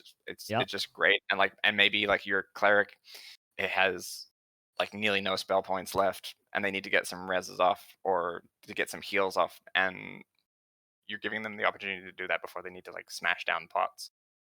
Um, so Yeah. this is a really fun this is a really fun clinch ability, but it's also like obviously has really good proactive use as well, and I think that is really fun design. It's cool. Yeah. The epic moments are just so. I mean, they feel so much better, and it's gonna be fun to see how people can stack them up on top of each other. Yes. I think in the most of them feel like one like, hey, it's off cooldown, great. When can I use it again, right? Like Yeah. now, there's I some of them think that you're you gonna would see. save for a specific moment in time, maybe. Hmm. I mean that totally makes sense for like the unyielding band sentinel for sure. Yeah. Um, And some of them are just like it's off cooldown. yeah. Press the button. Now I will say that, but what I really like about that is it introduces some strategy stuff in there too, right? So if you know you're about to get to that heavy moment, Yeah. Maybe you hold off for that little bit longer so you get yeah, more that points like out of it. 1 or 2 minutes. Like if this comes out off at the end of Lord of Blades, when you're killing the assassins or Yeah. the Warforged, don't use it there, right? Wait to No, the yeah, point you you're wait. You marking. wait. Yeah, Yeah, and then it's huge instead of yeah, like sort of helpful. yeah. Yeah, Um, I think that it's nicely balanced between like you want to be using it as much as possible, and yes. and you get more. It rewards the skill of choosing the right moment, and I think that's fun. And we did talk about when we had the devs on. They talked about one of the reasons why they had done the builder spender in the first place was to get more power kind of in the middle of fights. I think Yeah, they're achieving that with Epic Destinies really nicely, or with Epic Moments really nicely. So, jump with that. um, Okay, are we up to Exalted? I think so. Unless you want to talk about Fate Singer somewhere. Oh, really? Yeah. I Okay. don't think the one thing before we on our way out of Fate Singer, um, I don't think it's going to be as big of a everybody wants to be in it tree as it is on live, which probably isn't a Yeah. bad thing. Well, I think like previously, it's like okay, are you two-handed fighting? And or are you a rogue? No? Okay, you go in Fate Singer. That's sort of where we're at on live from LA. And so now they're affording us the option to play around and really spec into the thing that you're doing much more. And so the trees being more specialized is good because it just rewards like that style of building, and that's fun, at least to me. I agree. All right, Exalted Angel. This was not previewable, not playable in preview 2. It wasn't ready, so we just have the notes version.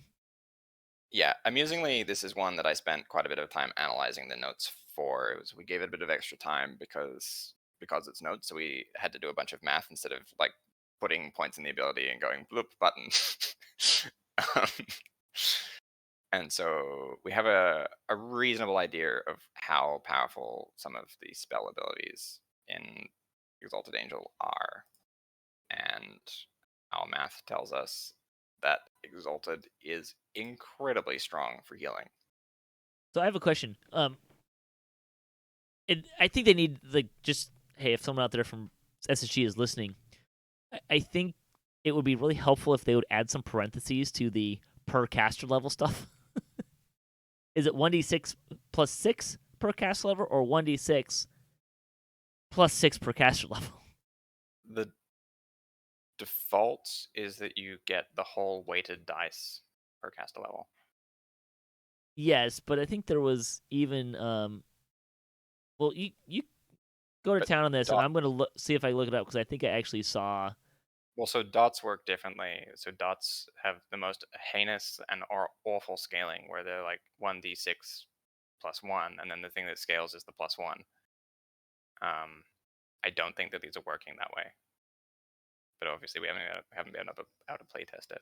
But it would be like I don't. It wouldn't make sense for them to go that way. Like if Sun Pillar, which is the light single target damage from Exalted Angel, if that's 1d6 plus 6 light damage, and then the back end, the weight of that dice is what changes, and it becomes 1d6 plus 36. It's the most awful, crappy, feels bad to cast attack. Where if it's like 30d6 plus 6, it's like, okay, this is pretty good, and I feel good pressing this button.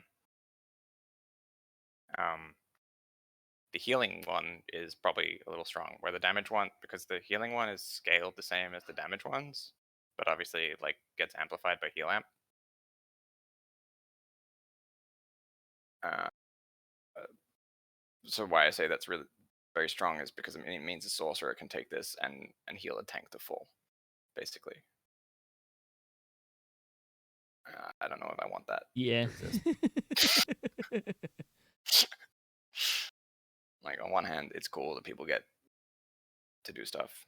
But This whole tree actually reads to me as the best DC sorcerer tree. I know a lot of people are keen to have weird in their spellbook, but like sorcerers are so good at killing stuff that I sort of figure like why not become really good at healing as well?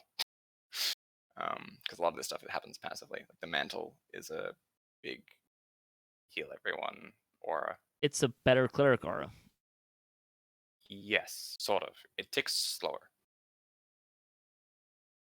and you can have both. It hits a lot harder, but it ticks a bit slower. Um, so it's not inherently better because like sometimes getting the heal in is what matters, not necessarily how much it heals for. That's fair. Um, but I mean, like within a certain parameter of healing. Like obviously, if you're healing for 10, you might as well not have healed them if they're tanking a doom or something. um, but yeah, so yeah, I think it's good. Sorcerers make a lot of use of this, and wizards, and any caster that's not a healer sort of benefits from this more. Even though healers are going to have a really good time playing in this tree. Yeah, this tree just like to me screams favored soul. Like it's Absolutely. clearly the favored soul tree. Yeah, but Which you know I what's mean, it already funny was, is but I want to put my favorite soul in Shadow Dancer. like you don't want to get quelled. Well, that too. Now that you mention it, it's an even better idea. But but just like favorite souls don't quite have enough insta kills, so to really play as like as a DC caster. But then you get weird, and suddenly that's just enough tools to like get you across the line, and you're already good at healing. So yeah, I'm sort of on the inverse of like how to balance this, where I feel like just for building, where I want to put my exalted angel. So I want to put my favorite soul in Shadow Dancer or maybe Magus, and I want to put my sorcerer in the healing tree. There's gonna be a lot of weird builds like that, I think. It's gonna be great. coming It's gonna be so up. fun. Yeah, the one thing about this tree that here's the thing that I'm kind of down. The turn on dead stuff just doesn't. Um, I'm not really sure where else to put it to have turn on dead stuff, but also, um, the turn on dead is you got to go really big or it's not going to do anything for you. And even then, is how much is it really doing for you is a question mark. I think from a game design perspective, where they're sort of going is turn on to work, turn on dead needs support. So this is where the support goes. The problem with turn on dead is that it's a bad ability because you can't get the stuff high enough. Right. So getting some support for it makes sense. Putting it in the obviously very, very divine tree makes sense. Other than the fact that it's more of a favorite soul tree than a cleric tree, and favorite soul don't Yeah, get turned undead. I agree, but here we are. I think what the tree I think needs if they want to kind of provide that support for turn undead is to give me something else I can use turn undead for. Yeah, and so they do that. It's just not very Sort interesting if of. you if you already turn undead. It doesn't. It You already have divine spells, and so you don't care.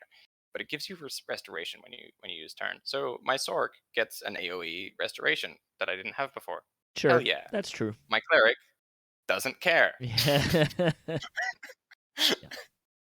you know, I also like I again because this is notes. We didn't get to playtest it. Um, but if it works the way that the domain stuff works, um, where if you use like your cleric burst ability and it applies your domain buffs, then what you have here is a way to recharge your turn undead and you get more uses. And like if you're using like the PRR buff, you're also applying restoration for free. Like it's just sort of happening passively. Right. So it's not bad. I'm never going to spend the points in there unless I'm playing something that doesn't get restoration. But I don't particularly like playing cleric. So I think some people will get more or less use out of this. It's sort of like, where else are you going to put it? There needs to be support for turn undead or remain terrible forever. Yeah. Yeah, that feels right. And the epic moment is super cool. We'll talk about Ascendance, the epic moment. You are healed to full health for 20 seconds. You gain the following traits. You gain a ring of flaming blades around you. Enemies that enter or exit your flaming blades take 1d6 fire and 1d6 light damage per cast level, scaling with spell power. Allies that enter your ring gain 1d6 positive healing, which also scales with spell power. So you get healing wall. Every 2 seconds, you gain 1d20 plus 20 positive healing per cast level, scales with spell power. 30% action boost to movement speed. You cannot be interrupted while casting. You cannot swing weapons. Cannot swing weapons seems kind of funny to me, but sure, whatever. Yeah, I don't fully understand that part, but the big here's the question I have here is, so allies that enter my ring gain 1d6 positive healing. How fast does that happen? Like, can I just like be really good twitching, like getting that tank in and out of my? Yeah, can you put it on like the lip of where you want your tank Uh sitting, and they huh. can go through it? Yeah, that's we'll see when it goes to so we are getting a preview 3, which is exciting. So when it goes to land, we can mess around with that one. The thing about this that I'm excited about is 1d20 plus 20 per cast level. So 30d20 plus 20 is enough to self heal very effectively on arc 10. Sure. So what that means is your healer that you expect to be really tanky, like I see a lot of people are like 17-3 healers. You can sit in front of a doom. We don't have meld anymore, but we have a tool that you can use like meld. And I think that similar to Dire Charge, they've tried to phase out the need for meld by having abilities that are more flavorful to how your class should actually play. Right. And this is a really good example of like, you're a healer. You don't dodge. You don't dodge massive monster strikes. That's not your thing. You heal through it. Right. So as long as you make yourself tanky enough to handle the hits that are coming in, this is a very healer flavored way of having your oh shit button. Right. Yeah. And and tanks have got their 10k thing, and they can use that more readily. And we've seen Dire Charge be replaced by a handful of different AoE crowd control abilities. So I think they're trying to make this stuff feel and play more towards the actual design of the tree and the design of the classes that will benefit from the tree. And that's good, because everyone having meld is dumb for game balance and dumb for building. True. I do have a. Here's the one that I'm kind of lowest on out of this tree, though, is Tier 2 Divine Protection plus 6 MRR for 2 action points. Feels expensive and kind of lackluster for a Tier 2. It's boring. Yeah. In terms of pricing, it's about the same as a lot of the other PRR, MRR um, increases that aren't in Unyielding Sentinel. Obviously, it being cheaper in Sentinel makes sense as the tank tree. So It's I sort boring. of see this as like it's just boring. Yeah, it doesn't really do anything. I'm really down on Stand and Be Judged, which has been taken from Divine Crusader, and on live is a really cool ability, because it stuns basically everything,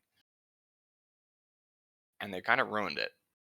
Now it's a And you can daze. upgrade it in tier 4, Right. and it becomes this very, very, like, in tier 4 it becomes a very good single target nuke effect. I do like that so it does a stun. It now can stun, and then it does damage before the stun ends, which is kind of nice. Yeah, that's cool. But I feel like the damage upgrade should be the tier 4 increase, and that the stun should just be in tier 2. Because you're not, like, overburdened with crowd control abilities as a healer. So having one single target thing that you can use relatively efficiently is not game breaking. I did talk to someone who was sad that Sound Burst is going away out of the tree. Yeah, that sound burst never scaled properly, so it's kind of okay if you mostly did epic normal, and then if you didn't Sure. do really easy stuff, it sort of wasn't working because the saves scaled higher than your DC scaled, uh, I do which want was to upsetting. mention before we go into Magus, uh, the Righteous Fervor, Endless Ardor is in here, tier 4, but it's one ability. So you only have to take one thing to get both. Yeah, Which is kind of that's nice. good. It's good, and the whole tree seems to be framed around the flavor of, like, your favorite soul, or like, it does scream favorite soul. You're a favorite soul, and you cast fire spells and light spells, and you cast alignment spells, Yeah. and your your party really wants you to chuck some heals. Like, please stop flame striking everything and heal me. And this sort of rewards you for doing both in just like, it's not OP. It's sort of Right. a quiet background effect that it's definitely worth taking. Um, I don't know if this will scale with your Archon, but cool if it does, because it's then, like, maybe your healer gets the Archon from Favorite Soul tree. Mm-hmm. Yeah, it's cool. I will say that this we said a couple times. This tree screams favorite soul, but it works really well for I'm a nuker favorite soul or I'm a healing favorite soul, Mm, healing tanky favorite soul. yep, Like it's it super does cool. both well. Yeah, and it doesn't try to do um, it. It's sort of, it's not failing to do. It's not trying to do both at the same time and failing to do either. It's Right. doing both well and not leaving you overpowered either. It just augments the way that you've spec'd rather than giving you a bunch of raw power. Mm-hmm. And I think that's really good. All right, Magus of the Eclipse, last one. Okay. Um, so one thing before you get on to reading anything about Magus, something that Steelstar mentioned in the Discord about the epic moment that makes stuff helpless, makes bosses helpless, is that because we expressed concern that this was too much damage, um, is that he might implement, like, this is not confirmed, but he might implement bosses take less helpless damage than regular monsters, in the same way that players have an enhancement in some of the defensive trees where you can take less helpless damage. So we So might be seeing that same ability on bosses. So you still see a damage increase right, by making them helpless, but they won't take as much helpless damage as a regular trash mob. I'm trying to think if it would just make more sense to make it so that they just take an extra % of damage. Well, see, I suggested that, and Steel's response was basically making the boss helpless is really fun. It's true, and it rewards you It's for really having extra cool. helpless damage. So Yeah, it does. It rewards your party especially for having extra helpless damage. yeah, Um, but so let's talk about time stop in full. This is the epic moment. Enemies in a small area are paralyzed and helpless with no save for 6 seconds. They cannot die in this state, but if they're below zero when they leave the state, they die instantly. That's really just in there for flavor. uh, yeah, Bosses and raid bosses are not paralyzed, but are considered helpless for the purpose of damage. So you'll note here that it's only a 6 second uptime with a 5 minute cooldown. Having said that, having said that, this is probably the most powerful epic moment in yeah, preview. especially coming from a raiding guild. Um, Yeah, yeah. so we should mention that up front. Uh, Yep. but a raid boss for 6 seconds taking 75% extra damage Mhm. ish, depending on what you Well, got going for you. the thing is, if if we're specking to do raids and we know that someone who's in our raid group regularly or in our push raid group is going to have this ability, Yep. it's very, very easy to tech over 100% helpless damage. Yeah, because you can get 30% from falconry, 15 Mhm, from the cruel cut augment mhm. set, and 15% from most of these destinies, at least the Right. melee ones. Yeah, half orc gets another 20%. There you go. Um, wolf gets another 15%. Like, this stuff Oof. stacks up really quickly, Yep. and if we're teching for it, it's an Oof. obscene amount of damage Yeah. to increase. So this is why, like, this was a concern we brought up with Steel, and why he might reduce how much helpless damage raid bosses actually take. I mean that. I think that's a good solution, but I mean this is a huge. What I like about this a lot is so here's kind of like a bigger picture for this tree for me. When you think about like this is kind of like Pale Mastery. Yeah, It has cold support too, but in a lot of ways, this is actually like the inverse of Exalted Angel, which is kind of fun. yeah. Uh, but when I think of how people play Pale Masters a lot, right? Like we're really talking about typically DC insta kill casters, right? This tree has a lot of support that I think makes them a lot more useful in a raid scenario where there's a bunch of damage options in here to output some pretty decent damage. This epic moment is great for crowd control in random questing or boss fight, right? Like I mean, I that's think that you pretty much exclusively use this when you see a red name. Um, I and mean, if you especially if know it's gonna be 5 minutes before you get there. yeah, But that's yeah, fair. Um, it's the thing. Yeah, I agree you with hit you. it. You would save this for a boss, but Yeah, you you touched can on a still really get great important use out point, of it though. if you're just using it in normal questing too, right? Yeah, but you touched on a really important point, which is that this tree supports DC casting, but it gives you a bunch of damage options, which means that like you can bring a wizard into a raid where we need a DC caster because there's a bunch of trash that spawns at a particular point in the raid, but otherwise you're basically chilling and on your phone for like 20 minutes, Yeah. which is an experience that some of our guildies have had to sit through.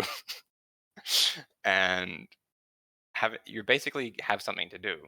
Um, Mhm. you're contributing to damage, and then in that window, you're contributing a lot to the damage. I mean, hell, even if you're AFK for 4 minutes, like 4 minutes and 50 seconds, Hmm. at 6 seconds for time stop that's a lot of damage. Yeah, that's huge. So I think this tree is quite fun. There's also what's it called? The Starlight. Starlight's a tier 3, and it's really cool. So you create like a little area of effect that gives debuffs to enemies, buffs to your friends, and on the end of it, that's quite a lot of damage. Uh, this one doesn't. I think this is the one that doesn't. No, Doesn't sorry. scale with spell power in the No. text. So when I mentioned earlier that there was the thing about like, does the dice get magnified by cast level or not? Yeah.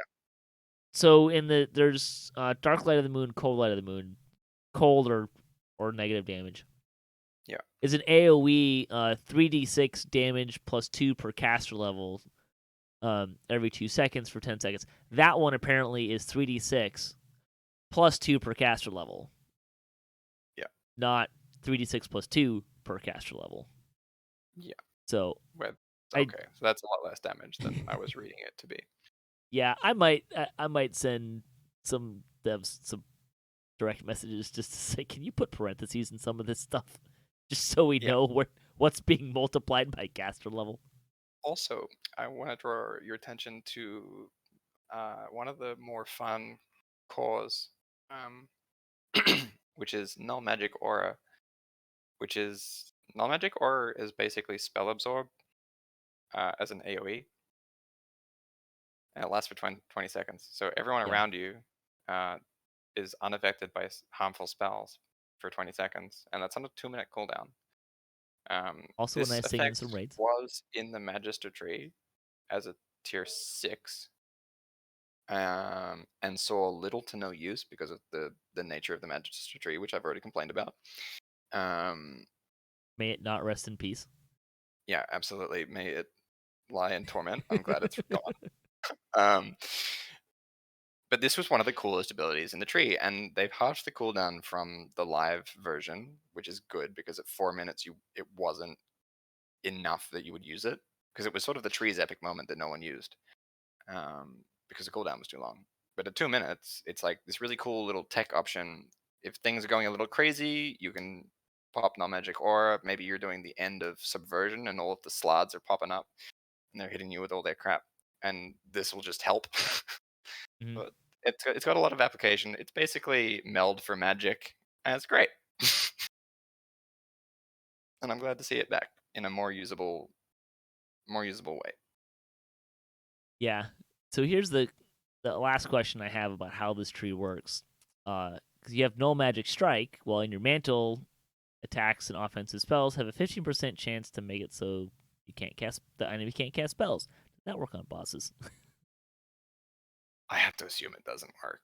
Probably not, but if it did, kind of nice. It'd be pretty cool. I have to assume it doesn't work Yeah, probably not. because otherwise, we're taking someone into a raid group. We're taking some sort of like weird ranged Magus into all our raid groups just so that the boss can't cast spells on us. Yeah, there's that. Because the 6% chance is 1% better than Vorpal proc rate, right? And Vorpal goes off all the goddamn time. And doesn't look like there's an internal Well, this is cooldown a on this either. 15% chance for that to happen. Not 6. Is it? Where does it say 15? I'm Null reading Magic 6. Strike. I'm Attack. looking at Null Magic Protection. That's my problem. Wrong one. Yeah, wrong one. Where's Null Magic Strike? Oh, there it is. Okay. Tier 4.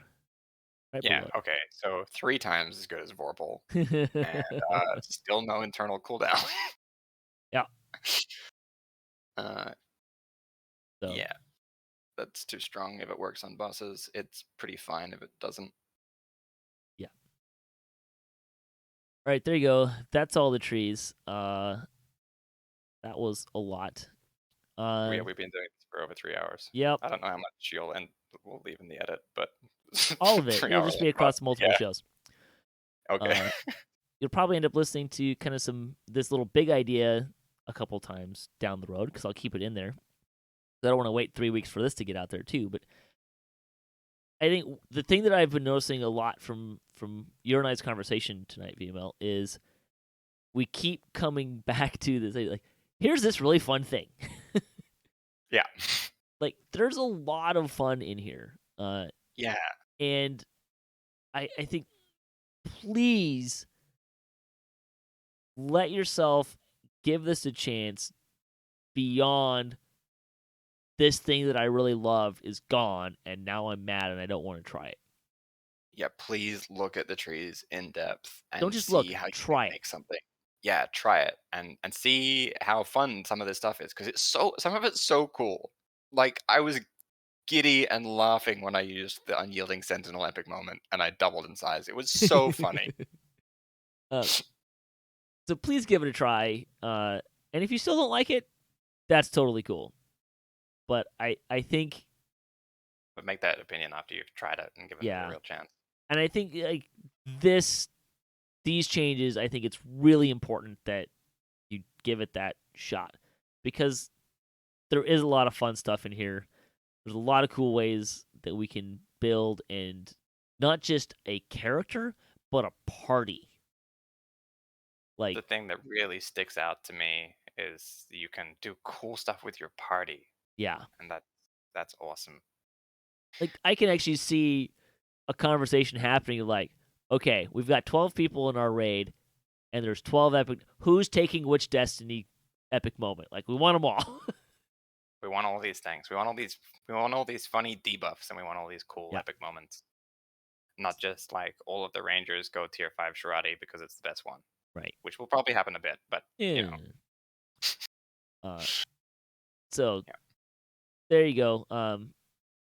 Thanks for listening to DDOCast and being a part of the show. VML, thanks a bunch for being on here tonight and spending, like I said, 3 hours recording this. Yeah, thanks for having me. It's been a blast. I've really enjoyed it. Great, glad to hear it. Thanks to all the other folks who contribute to DDOCast, to Sandy Stone Games, Wizards of the Coast, and to Cybears for hosting the podcast. If you would like to support the show, you can visit our website at DDOCast.com. You can also support us on Patreon. If you have a DDO-themed webpage, or you Twitch DDO and you'd like to be featured on our website, email us at DDOcast@gmail.com. We'd be happy to throw you in our list on that website. You can hit us up at DDOcast.com for show notes, MP3s, our calendar, previous shows, and other fun stuff, including various adventures in DDO, D&D tabletop, and even some other games.